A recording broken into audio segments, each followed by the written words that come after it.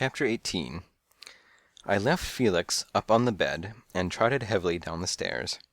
On my way to the open window I spotted a telephone next to a chair, and dialed the answering machine at the office. Ugly Anna, or Antoinette, had left me a brief and bewildering message. "Well, I did it," she said. "It's done." She left me a number. I called it back, and she answered me rapidly. "Jamesy Wames." "I hate to upset you. It's Samsy Whams." She blew a sigh at me. "Oh, it's you. I expected—" "Skip it," I said. "Your message told me you did it. What did you do?" "I did what you told me to, Sam. What you told me is, you told me Mrs. Angelhoff's getting a call."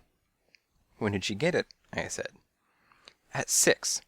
Or precisely at 6:02. "And you managed to listen?" "Of course I listened. I'm not a ninny," she said. "I simply knocked the extension phone off the hook, and then I listened. I listened to every single sentence that both of them said." "You're entirely marvelous, Antoinette. So what did he sound like?" "He sounded like Casey?" "Not in the least," she reported. "No, in fact, the voice was entirely different. It was, well, altogether, Sam, it was something more like a bark." "Dog or tree?" I inquired. "Both. I mean, it was bumpy, lumpy, and rough. I mean, it was—" "Horse?" I decided. "Oh, do horses bark?" I was losing my mind. "And what did it say to her?" "Got the bread? And when she told him she didn't have it, he hit the ceiling. He really got mad. He said, 'Listen, ma'am, if I don't get it by Tuesday, you get an ear. By Tuesday, another ear. By Wednesday, you get a tail. And after that,' he said. And then he started laughing. And then she cried. And then he told her, 'I'll call you Monday morning at 8:00. "And after that?"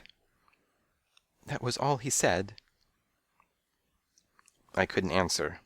I felt a heavy rock of dread dropping into my stomach. After a moment I struggled to speak. "So where is Mrs. Angelhoff?" "Searching for money. She went to the dresser and gathered her jewels and left in a taxi." "Gathered her jewels? So what was she gathering? Trillions of pearls?" "A couple of bracelets. I think they were gold." I lowered my head. She was chasing a rainbow, maybe chasing $1,000, but at least she was trying, I thought. "Sam, he wouldn't do it. I mean, tell me he won't do it to Sandy's ear." I told her he wouldn't, and kicked the phone. I started walking. I walked for a while. I walked for a mile, passing movies with snaking lines, and Saturday couples enjoying the dark, enjoying the wind, enjoying the bright, shining promise of Saturday night. I continued walking, passing the greens, yellows, and purples of gaudy neon, passing the hamburger joints, the faintly toxic odors of gristle and grease. I passed the bars and the bustling bistros, where the burgers were served with wine and imported tomatoes, and cost you a mint, and left you as hungry as wakening bears. I thought, "Hold it. Stop it, Sam. You're not thinking, you're drowned in gloom." So why wouldn't I drown in gloom? There I was, safe in my office, playing parlor games with a fly, and then I'm suddenly struck with honey. "Find my brother," she said. Fine. I find his double, I find his wife, I find his brother, and in between I find a pirate pursuing a princess. Then I fight with a lunatic cat. Then I fight with a lunatic bat. Then I listen to tales of a family so destructive and so distressed, I feel ecstatic to be an orphan. Then I listen to eerie threats. Very eerie. Plenty of ears. One for Monday and one for Tuesday. Lower Broadway. The lower depths. Flashier neon. Discos and bars and incredible odors. I stopped at a bench. Nobody bothered me. Nobody cared. Somebody's teddy bear sat on the bench. A fuzzy cuddle with button eyes and a sticky belly from chocolatey hands. Someone was weeping tonight in the city. Somebody's darling had wandered astray. I hoped she'd find him. I hoped that everybody found everybody they'd lost, or dearly remembered, or dearly desired. Beginning with Sandy. Start with the facts. What did I know and what did it tell me? Start with the case. Start with a cast, I decided. Swell. I had the curious case of Casey. I couldn't figure him. Not for beans. Felix liked him. I trusted Felix. Mary Beth even possibly loved him. I was gaga for Mary Beth.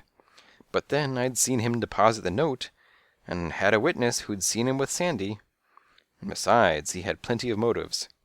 Where did it get me? Not very far. Move to slow-mo. The dreaded Dvorak. Nothing complicated with slow-mo. A total villain. A dangerous dog. He had made the phone call to Mrs. Angelhoff. A voice like a bark indeed. But where did it get me? Where did it go? Another angle. The show would close. The final performance was Sunday at 7. The following morning, everyone moved. Bag and baggage. At 9 o'clock. And Slow-Mo's phone call was 8 o'clock. And where did it get me? Back to the wall. Except... Wait a second. Casey would be leaving at 9 o'clock. A mere hour after Slow-Mo's call. So if Sandy wasn't rescued, by the latest at 9 o'clock, his entire future would rest with Slow-Mo. Where was Sandy? That was the point. I set my head on the wooden sofa, curled my tail till it tickled my mouth. Where was Sandy? I kept repeating. Where was Sandy? I asked my tail. Nobody answered. I walked till dawn. I watched the sun coming over the waterfront, the gulls and the pretty party people starting to head for home, the saner citizens heading for church. The night of thinking had gotten me nothing, only a headache and tender feet, and I got to the office feeling exhausted. Where was Sandy? I kept repeating. Where was Sandy? I heard a waltz. A couple of dozens of violins and a tinkling piano, a fluttering flute. I looked around at a vivid vision. I was dancing with Mary Beth, round and round, round and round, round and round to the beautiful music. Round and round with a beautiful girl in her beautiful glitter, glittering girl in her glittering gown, glittering girl at a glittering ball, beautiful music, beautiful ball, beautiful glitter, beautiful girl, ball girl, ball gown, ball gown, ball gown. Oh my goodness, I thought. Balg